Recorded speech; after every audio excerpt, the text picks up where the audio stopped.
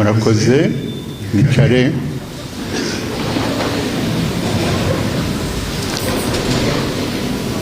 Bavandimwe, Kristo Yesu akuzwe. Nk'uko mwabyumvise, uyu munsi duteraniye hano ibyumba mu rwego rw'igihugu, tuje gusoza icyumweru cy'amasengesho y'ubumwe bwacu nk'abakristo. Akenshi iyo tuvuze ubumwe, hari abatekereza ko ari gahunda y'abantu cyangwa amahame y'amadini. Ijambo ry'Imana twumvise, twumva, riduha ukundi kuri gutandukanye n'ibyo. Ubumwe si igitekerezo cya muntu, ubumwe ni umugambi w'Imana ubwayo. Ivanjili ya Yohani twumvise mu kanya, Yesu arasabira be ubumwe.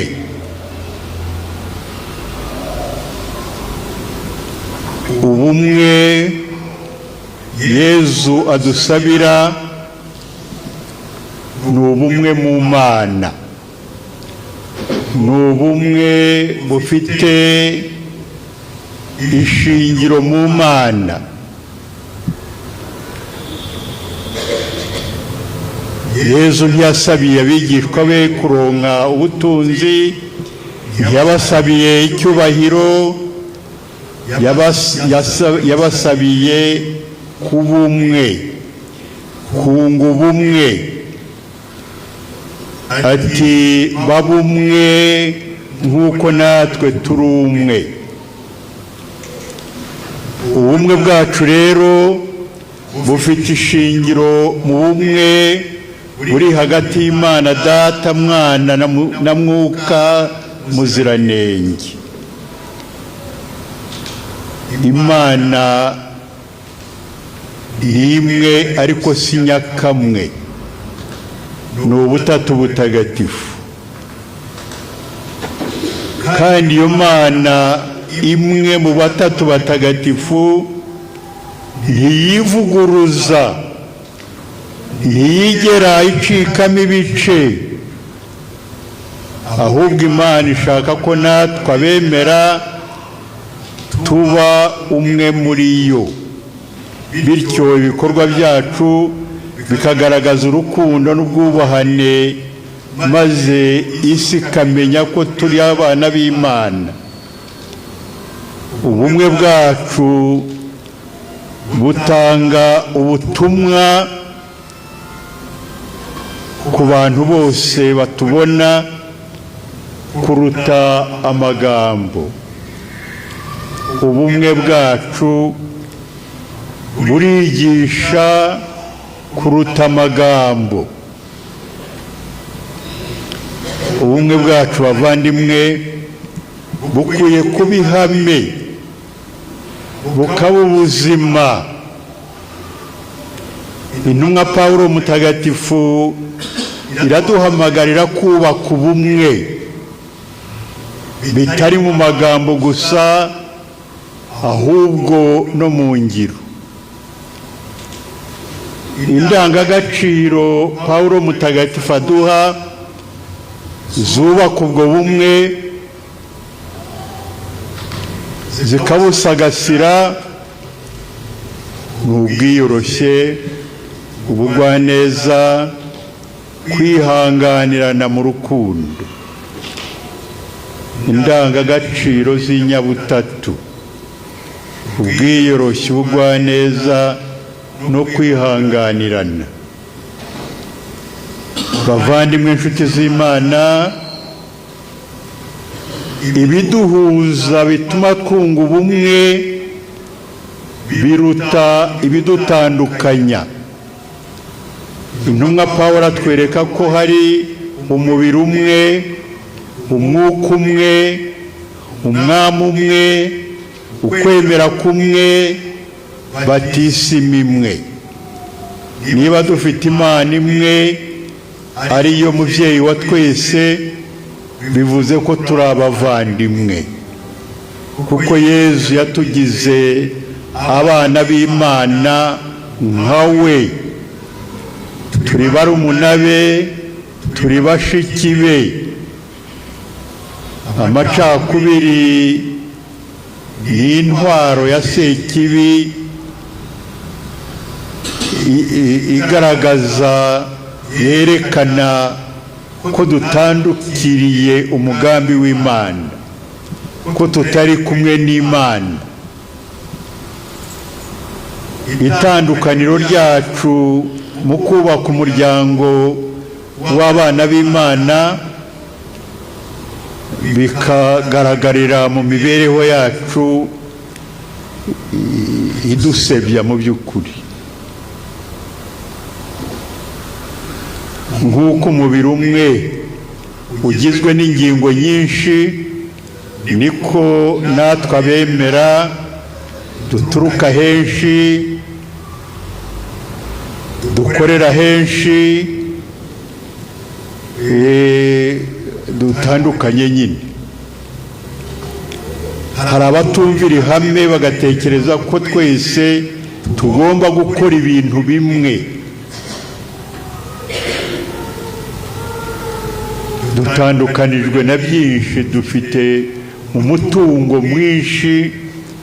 Kuwushyira hamwe rero nuko kubaka, kuba tutavuga rumwe, rimwe na rimwe tudafite bimwe, si byo byatuma ko tutunze ubumwe, ahubwo ibyo turusha abandi baturusha, nibyo dutuma tuba abakungu, tugakora, tukubaka ubumwe bukomeye. Nk'uko rero umubiri umwe ugizwe n'ingingo nyinshi, niko natwe abemera duturuka henshi hatandukanye, ariko rero tukaba duhuriye ku bumwe bw'abana b'Imana. Yezu akaba ari we rugero, akaba ari we nzira, akaba ari we unadushoboza. Ni umutwe, tukaba ingingo ze. Imana yaduhaye ingabire zitandukanye, zose zihurira ku kubaka umubiri wa Kristo. Imana niyo yahisemo ko umubiri utagirwa n'urugingo rumwe, ngo yenda byose bibe amaso, ibirenge, amatwi se, ahubwo yahisemo ko izo ngingo zinyuranye kandi zitandukanye zuzuzanya, tukubaka umubiri umwe muri Yezu Kristo. Niko bimeze rero twebwe muri twabemera Kristo, bamwe turi amaso, abandi amaboko, bityo twese tugahurira mu kubaka uwo muryango umwe rukumbi w'abana b'Imana. Ubumwe rero bavandimwe ni igitekerezo cy'Imana, ntabwo tuburema, ahubwo turasabwa kubwubaka, kubusagasira, kubukomeraho. Muzirikane ko nta muntu ushobora kwihaza ari wenyine, turi magirirane.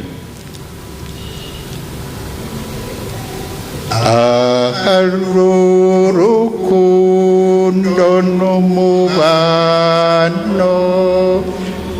Imana ibihari. Ahari ubumwe, ahari umubano, niho Imana iri.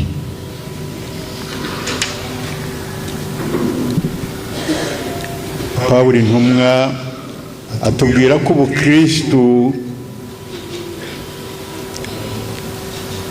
umukristu ukiri umwana akururwa n'amatiku, kwikunda n'imyifatire isebanya, nyamara wamaze gukura abasha kurenga ibyo, akarenga ibyo dupfa, akarangamira ibyo dupfana muri Kristo. Nicyo gituma rero tuvuga ko turi abavandimwe. Intumwa Pawulo adusaba kandi kugera ku bumwe bwo kwemera no kumenya birushijeho umwana w'Imana Yezu Kristu, aribwo tuzaba tubaye abantu bakuru.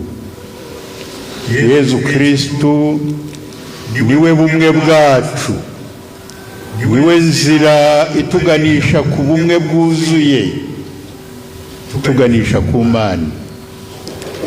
Reka rero bavandimwe, iki cyumweru dusoza, icyumweru twahaye intego yo gusabira ubumwe bwacu twebwe abemera Kristu, tureke iki cyumweru kidusigire umugambi w'Imana, tuwukomereho, twiyemeze kuba abubatsi b'ubumwe aho turi hose, aho dusengera hose,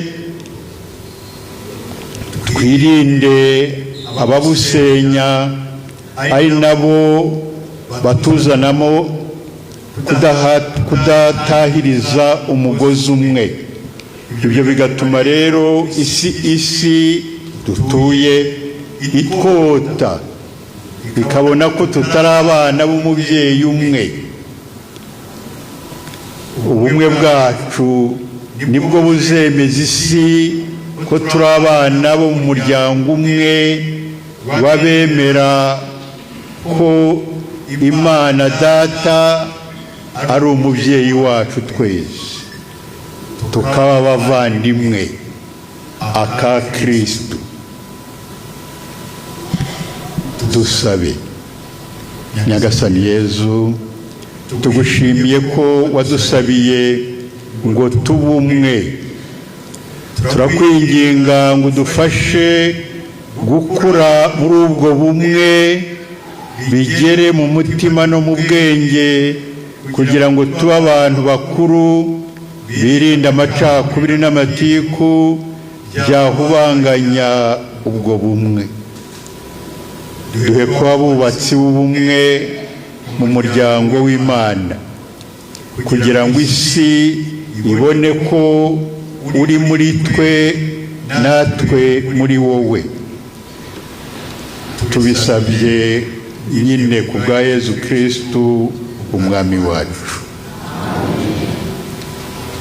Nyagasani umwe, Kiliziya imwe, ukwemera kumwe, batisimu imwe, Imana imwe ni nayo mubyeyi. Murakoze.